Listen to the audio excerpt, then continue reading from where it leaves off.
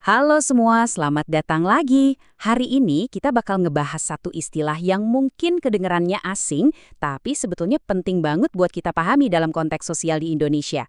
Namanya KLMTD. Nah, ini bukan sekedar singkatan biasa ya, tapi ini tuh kayak sebuah jendela buat kita ngeliat realitas masyarakat, terutama mereka yang ada di posisi rentan. Nah, langsung aja nih, saya mau tanya, pernah dengar nggak istilah KLMTD? Mungkin ada beberapa yang udah familiar, tapi saya yakin buat banyak orang ini istilah yang baru. Yuk kita kupas bareng-bareng apa sih sebetulnya makna di baliknya. Oke, ini dia jawabannya. KLMTD itu singkatan dari kecil, lemah, miskin, tersingkir, dan difabel. Istilah ini tuh kayak pengingat buat kita semua tentang adanya kelompok-kelompok di masyarakat yang butuh banget perhatian dan solidaritas kita. Oke, jadi rencananya begini. Pertama, kita kenalan dulu sama istilahnya. Terus kita bedah makna setiap katanya, cari tahu apa akar masalahnya, gimana respon solidaritas yang bisa kita lakukan, dan yang paling penting, apa sih peran kita masing-masing. Langsung aja kita mulai ya. Sekarang kita masuk ke bagian intinya. Biar benar-benar paham apa itu KLMTD, kita perlu bongkar satu persatu komponennya, huruf demi huruf, biar kita dapat gambaran utuhnya. Yang pertama, K itu untuk kecil. Ini bukan soal ukuran badan ya, tapi soal pengaruh. Kecil di sini tuh maksudnya adalah mereka yang nggak punya jabatan, nggak punya power buat bersuara. Jadi ya, keberadaan dan pendapat mereka sering banget diabaikan. Selanjutnya, L untuk lemah. Nah, ini menggambarkan sebuah kondisi di mana seseorang itu nggak punya kekuatan buat membela hak-haknya sendiri. Apalagi kalau udah berhadapan sama sistem yang jauh lebih besar dan kuat.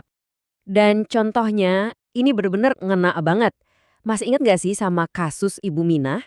Beliau diadili cuma gara-gara ngambil 3 buah kakao. Kasus ini jadi contoh yang tragis banget tentang gimana hukum kadang bisa jadi tajam ke bawah buat mereka yang posisinya lemah. Lalu, M untuk miskin. Definisi ini mungkin yang paling kita kenal ya. Ini adalah kondisi mereka yang berjuang setiap hari hanya untuk memenuhi kebutuhan paling dasar. Makan, pakaian, tempat tinggal. Perjuangan untuk sekadar bertahan hidup. Berikutnya ada T untuk tersingkir. Ini adalah kondisi di mana sekelompok orang itu kayak didorong ke pinggiran. Mereka ada, tapi suara mereka, kebutuhan mereka itu nggak dianggap penting waktu ada pengambilan keputusan besar, baik secara sosial, ekonomi, maupun politik. Contoh paling gampangnya, coba deh kita bayangin pedagang-pedagang kecil yang lapaknya digusur. Kenapa? Karena lokasinya mau dijadiin mall buat para pengusaha modal besar. Mereka ini kan secara harfiah disingkirkan dari ruang ekonomi mereka. Dan yang terakhir, D untuk difabel atau different ability. Ini adalah sebutan untuk saudara-saudara kita yang punya kemampuan berbeda, yang punya keterbatasan fisik atau kebutuhan khusus, yang sayangnya seringkali masih dipandang sebelah mata oleh masyarakat.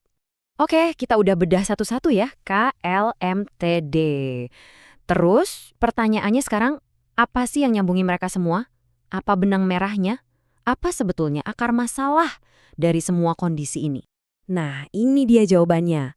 Benang merah dari semua itu adalah ketidakberdayaan. Semua kelompok KLMTD ini punya satu kondisi yang sama.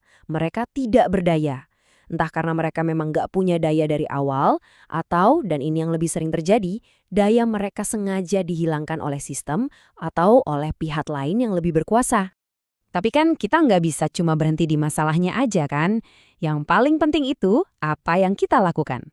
Nah, seperti yang bisa kita lihat, setiap kondisi ini ada jawabannya. Kelemahan dan kemiskinan kita lawan dengan pemberdayaan. Keterasingan kita lawan dengan solidaritas. Dan ketidakberdayaan kita lawan dengan aksi nyata. Yuk, sekarang kita lihat lebih jauh lagi soal aksi-aksi nyata ini. Gimana sih biasanya komunitas atau berbagai lembaga sosial merespons tantangan KLMTD ini lewat solidaritas dan program pemberdayaan? Jawabannya tuh ada di hal-hal yang praktis dan konkret banget. Misalnya, ngadain pelatihan usaha, workshop komputer, atau bahkan ngasih bantuan peralatan simpel kayak kompor atau blender biar bisa mulai bisnis kecil-kecilan. Tentu aja, dukungan dasar kayak pembagian sembako dan memperjuangkan kesempatan yang adil juga tetap jadi prioritas. Dan ini penting banget buat dicatat ya. Tujuannya itu bukan sekedar ngasih sumbangan atau amal. Bukan soal kasihan. Filosofinya jauh lebih dalam dari itu. Ini soal pemberdayaan, soal berdiri bareng-bareng sebagai bentuk solidaritas untuk mengembalikan martabat mereka dan memastikan gak ada seorang pun yang tertinggal. Sekarang, mungkin banyak dari kita yang mikir, wah ini kan tugas pemerintah atau lembaga-lembaga besar. Tapi ternyata sumber yang kita bahas hari ini justru menekankan hal yang sebaliknya. Aksi nyata itu justru dimulai dari kita, dari hal-hal yang paling sederhana di sekitar kita. Kutipan ini jujur bener-bener bikin kita mikir ulang kan. Kita nggak perlu jadi pahlawan atau nunggu program besar buat bergerak. Pemberdayaan itu bisa dimulai dari lingkaran terdekat kita sendiri, dari orang-orang yang kita temui setiap hari. Terus gimana caranya? Ternyata gampang banget. Pertama, mulai lihat orang-orang di sekitar kita. Mungkin asisten rumah tangga kita, tetangga kita, atau rekan kerja kita. Kedua, kasih senyuman atau sapaan. Itu adalah bentuk pengakuan bahwa mereka ada dan berharga. Dan ketiga, syukuri apa yang kita punya. 3 langkah ini, melihat, mengakui, dan bersyukur adalah pondasi empati. Percaya deh, aksi sekecil ini kalau tulus bisa jadi awal perubahan besar. Jadi, di akhir pembahasan ini, pertanyaannya bukan lagi buat saya, tapi buat kita semua. Setelah kita sama-sama paham soal KLMTD dan kekuatan dari sebuah tindakan kecil, pertanyaannya adalah, aksi sederhana apa yang bisa kita mulai hari ini? Terima kasih sudah menyimak.